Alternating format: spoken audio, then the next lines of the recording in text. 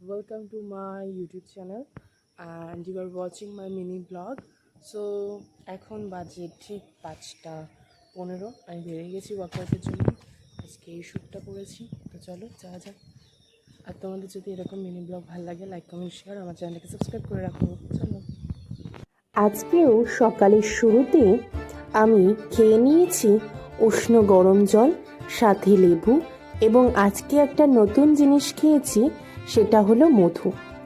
এখানে আমি 5:16 নাগাদ এসে ওয়েট করছি।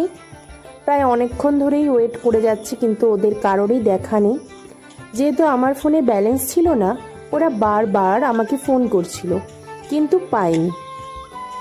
তো তারপরে আমি ওদেরকে আবার ফোন করি এবং তারপরে ওরা বলল যে আমরা বেরিয়ে গেছি। তো তাই আমি আবার ওখানে গিয়ে দাঁড়ালাম। আজকে সকালে আমাদের হাঁটতে যেতে অনেকটাই দেরি হয়ে গেছিল। আজকে আমরা ওদিক দিয়ে সাজিরাত ঘুরে তারপরে বাড়ি এসেছি। আর কোথাও গেলেই আমার ফুল বড় ভালো লাগে। আমাদের পৃথিবীর আমি মনে করি সবথেকে সুন্দর এবং অন্যতম সৃষ্টি ফুল, বাচ্চা এবং গান।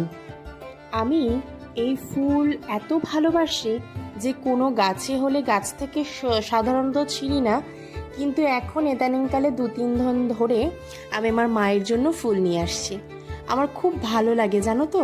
ফুল এমন একটা জিনিস যা খুব সহজেই মানুষের মনকে কয়েক সেকেন্ডের মধ্যে পরিবর্তিত করে দিতে পারে। ফুলের সাহায্যে মানুষ নিজের হারিয়ে যাওয়াকে আবার মেলে ধরতে পারে, নিজেকে খুঁজে পায়, পৃথিবীতে তার অস্তিত্ব টিকে থাকে। আর এখানে আজকে তোমাদের সাথে আমাদের সাহেব বাগানের রাধাকৃষ্ণের মূর্তির পরিচয় করিয়ে দিলাম। তোমরাও আসতে পারো এই মন্দিরে পুজো দিতে। একটা আন্টি পুজো দিচ্ছিলেন, জানো তো। আর তোমরা গেস করে বলো তো এটা কোন রাস্তা, যারা মধ্যম গ্রামে থাকো। অনেকেই দেখো আমার লাইফ, আমি এটুকু জানি। আমার হাঁটা অলমোস্ট কমপ্লিট হয়ে গেছে, এবার তাহলে যাওয়া যাক বাড়ি। আর যাদের ভিডিও ভালো লাগবে like comment share for more update, subscribe করে দিও। Thank you so much.